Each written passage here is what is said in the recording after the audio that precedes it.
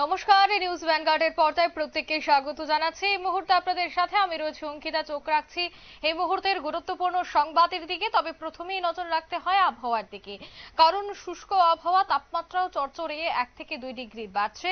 দিনভর চড়া রোদের দাপট, তবে রাজ্যে আপাতত বজায় থাকছে শুষ্ক আবহাওয়া। তবে দেশের আবহাওয়া আজও ঘূর্ণাবর্তের সংকেত দিচ্ছে।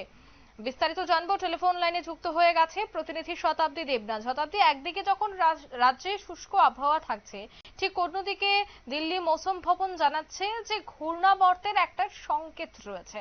তবে কি সেক্ষেত্রে শুষ্ক আবহাওয়ার মধ্যেও রাজ্যে ছিটে ফোঁটা বৃষ্টি হতে পারে, কি জানতে পারছো? এটাই হচ্ছে সব থেকে বড় প্রশ্ন। কারণ দেখো, যে আমরা যখন দেখছি আজকে রাজ্যের কথা শুরুতে যদি বলতে হয়, তাহলে কুয়াশা মাত্রা ভোরের সঙ্গে কিন্তু হালকা ঠান্ডার শীর্ষান্তে তোমার দিনটা শুরু হচ্ছে। তবে সে বেলা বাড়তে রোদের দাপটও যথেষ্ট পরিমাণে রয়েছে। আজকের কথাই যদি বলি, রাজধানী আগরতলা সহ রাজ্যের প্রায় বেশ কিছু অংশে কিন্তু তোমার ঝলমলে রোদ সঙ্গে তোমার চড়চড়িয়ে বাড়ছে তাপমাত্রা। এই গরম অনুভূত হচ্ছে বিশেষ করে তোমার শীতের আগমনের পথে, এবং সেই জায়গা থেকে কোথাও যেন ওই হালকা শিরশির একটা ভাব কোথাও হয়ে যাচ্ছে। যদিও আবার তোমার বিকেল গড়িয়ে সন্ধ্যা হতেই ঠান্ডার আমেজ একটু একটু করে উপভোগ করতে পারছেন রাজ্যবাসী। তবে এখনো কিন্তু রোজকার আবহাওয়া এমন থাকবে বলেই রাজ্যের আবহাওয়া দপ্তর জানাচ্ছে। আর আগামী 7 দিনের আমার জন্য বলতে হয়, তাহলে একইভাবে তোমার রাজ্যে শুষ্ক আবহাওয়া বজায় থাকবে। যদিও কিছু ক্ষেত্রে আমরা বিক্ষিপ্ত বৃষ্টিপাত দেখছি, যেমন গতকাল রাজধানী আগরতলা সহ কিছু জায়গায় বিক্ষিপ্ত বৃষ্টিপাত হয়েছে।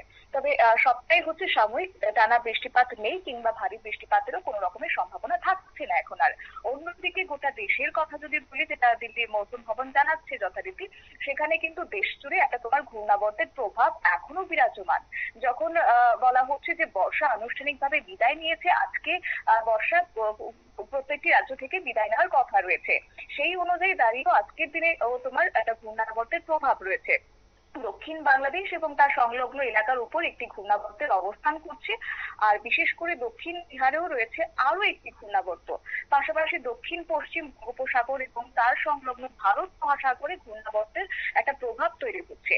আর এই যে ঘূর্ণাবর্ত, যাকে বলা হচ্ছে ত্রিফলা, এই ত্রিফলা ঘূর্ণাবর্তের প্রভাব তোমার বিশেষ করে পড়তে পারে লাক্ষাদ্বীপ, কেরল এবং কর্ণাটক উপকূলে। সেক্ষেত্রে কোন কোন রাজ্যের ক্ষেত্রে পরোক্ষ প্রভাব পড়বে, যদিও এই নিয়ে কিন্তু কোন রকম পূর্বাভাস দিচ্ছে না মৌসুম। কারণ এখনই তোমার প্রত্যেকটি রাজ্য থেকে যেহেতু বর্ষা বিদায় নিতে শুরু করেছে, আপাতত কোন রাজ্যে বৃষ্টিপাতের তেমন সম্ভাবনা থাকছে না। নির্দিষ্টভাবে লাক্ষাদ্বীপ এবং কেরল, কর্ণাটক এই জায়গাতে একটু তার প্রভাব পড়তে পারে। এছাড়াও আবহাওয়া অফিসের আবহাওয়াবিদরা যে খবর জানাচ্ছেন, এই তিন ঘূর্ণাবর্তের কিন্তু কোন রকমের প্রভাবই আমাদের রাজ্যে পড়ছে না। এটা হচ্ছে সব থেকে বড় স্বস্তির। ওদিকে প্রশ্ন দাঁড়াচ্ছে যে শীত কবে নাগাদ ঢুকছে।